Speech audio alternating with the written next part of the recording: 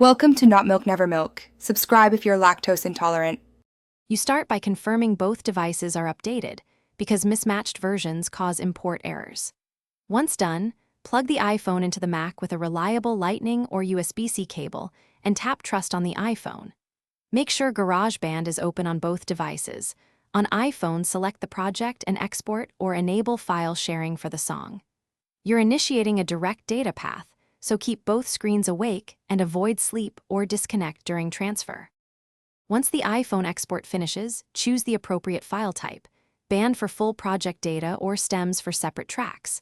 Transfer via Finder by locating the iPhone under Locations and copying the band file, or use AirDrop for quick wireless transfer.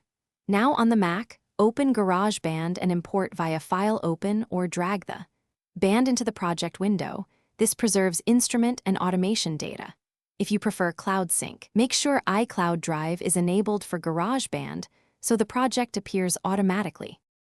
You finish by validating all tracks, confirm instruments load, plugins are available, and tempo matches. Once everything plays correctly, bounce the project to WAV, AIF, or MP3 to create a definitive file. Make sure to check levels and correct latency or plugin mismatches before final export. If something goes wrong, try the simplest fix first. Swap the cable, retap Trust, or use AirDrop or iCloud Drive as an alternate route. That single troubleshooting tip often resolves connection or file corruption issues. Thanks for watching. If this was helpful, leave a like and consider subscribing. See you next time.